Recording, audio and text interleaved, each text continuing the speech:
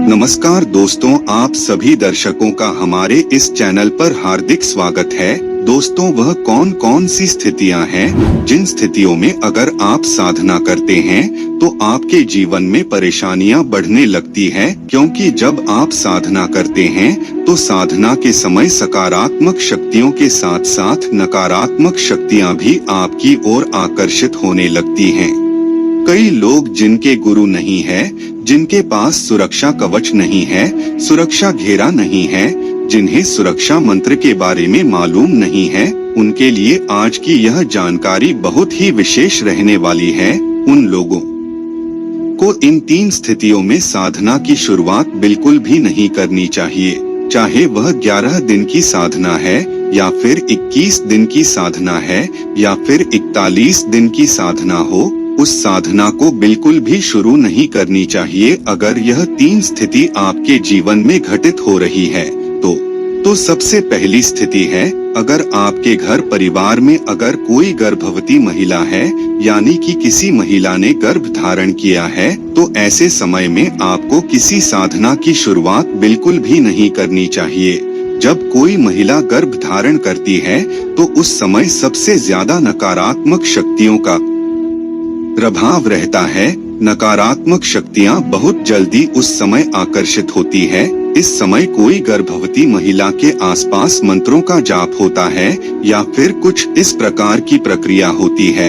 अगर आप गुरु के सानिध्य में कोई साधना कर रहे हैं तो वह अलग बात होती है, लेकिन आपका कोई गुरु नहीं है, उसके बावजूद आप साधना कर रहे हैं, आप अपनी इच्छा से साधना कर रहे हैं, तो इस चीज में आपको सावधानी रखने की जरूरत होगी। जिस घर में गर्भवती महिला होती है उस घर में किसी भी व्यक्ति को साधना नहीं करनी चाहिए, क्योंकि नकारात्मक शक्तियां बहुत जल्दी आकर्षित होती है, क्योंकि जो भ्रूण होता है वह मसान को, प्रेत को अपनी ओर आकर्षित करता है। जिस प्रकार से आपको खाने की सुगंध आती है और आप खींचे चले जाते हैं कि उसी प्रकार से यह नकारात्मक शक्तियां होती हैं, इन्हें भ्रूण की सुगंध आती है और यह खींचे चले आते हैं। इसलिए पहली बात तो यह है कि जिस घर में गर्भवती महिलाएं हैं उन लोगों को बिना गुरु के साधना बिल्कुल भी नहीं करनी चाहिए। दूसरी स्थिति यह होती है कि अगर किसी के घर में प्रेत बाधा है, अगर किसी व्यक्ति के शरीर में भूत प्रेत परेशानी है, उसके शरीर में खेलता है, किसी को भूत प्रेत की सवारी आती है, आपको लगता है कि उसको भूत प्रेत ही परेशानी है, उसको दबाव पड़ता है या फिर कोई और लक्षण दिखाई देते हैं, तो आपको साधना बिल्कुल भी नहीं करनी चाहिए।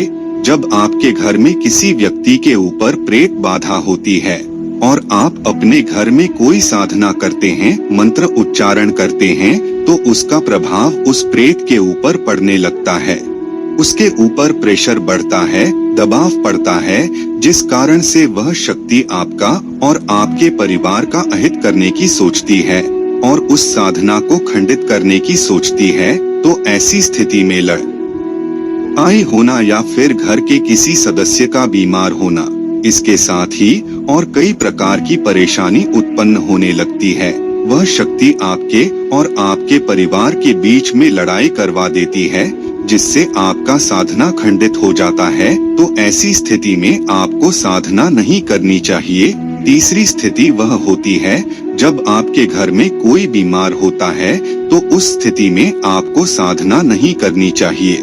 कोई व्यक्ति अगर आपके घर में बीमार है, लंबे समय से आपके घर परिवार में कोई व्यक्ति बीमार पड़ा हुआ है, तो ऐसे समय में भी आपको साधना नहीं करनी चाहिए, क्योंकि ऐसे समय में आपका पूरा का पूरा ध्यान उस व्यक्ति की तरफ होता है। उस समय आप स्वतंत्र रहकर साधना नहीं कर सकते। स्वतंत्र रहकर अपना पूर्ण ध्यान, पूरी ऊर्जा साधना में समर्पित नहीं कर पाते। कहीं ना कहीं आपका जो दिमाग है वह उसी तरह को होता है। तो ऐसी स्थिति में भी आपको साधना की शुरुआत नहीं करनी चाहिए। अगर चौथी स्थिति के बारे में बात की जाए तो दोस्तों, अगर आप किसी परेशानी में हैं, चिंता में हैं, डिप्रेशन में हैं, चाहे आपको घर परिवार की कोई चिंता है या आपको कोई पैसों से जुड़ी हुई कोई परेशानी है, नौकरी बिजनेस से संबंधित कोई चिंता है तो ऐसी स्थिति में भी आपको साधना की शुरुआत नहीं करनी चाहिए, क्योंकि आप पूर्ण ध्यान नहीं दे पाएंगे। ऐसी स्थिति में आपका समय और आपकी ऊर्जा दोनों एक तरीके से खर्चा हो जाती है और वह एक तरीके से वेस्ट हो जाती है, उसमें आपको कोई फायदा नहीं मिलता। जब तक साधना में आप पूर्ण रूप से समर्पित नहीं होंगी तब तक आपको फल नहीं मिलेगा। जब तक आपका पूरा ध्यान साधना में नहीं होगा तब तक सही तरीके से आपको फल की प्राप्ति नहीं होगी। इसलिए जो लोग सन्यासी बन जाते हैं उन्हें किसी भी प्रकार की परेशानी नहीं होती, टेंशन वेंशन नहीं होती। जो लोग साधना की शुरुआत करते हैं वह लोग उन्हीं चीजों को पहले देखते हैं कि घर परिवार में कोई परेशानी तो नहीं, कोई बीमार तो नहीं है। सबसे महत्वपूर्ण बात गर्भवती महिलाओं का होता है, इसलिए जो महिलाएं गर्भवती होती है उनके घर में साधना बिल्कुल भी प्रारंभ नहीं करनी चाहिए, क्योंकि इससे गर्भ खराब हो जाता है। इसलिए अगर आपके घर में गर्भवती महिला है तो बिल्कुल भी साधना की शुरुआत आप ना करें। अगर यह स्थितियां आपके पास नहीं है तो आप बेझिझक किसी भी मंत्र का उच्चारण प्रारंभ कर सकते हैं, कोई भी साधना कर सकते हैं। साथ ही आप सुरक्षा मंत्र अवश्य सिद्ध कर ले अपने ये एक सुरक्षा घेरा बना लीजिए ताकि आप और आपके परिवार पर किसी भी प्रकार का संकट न आए।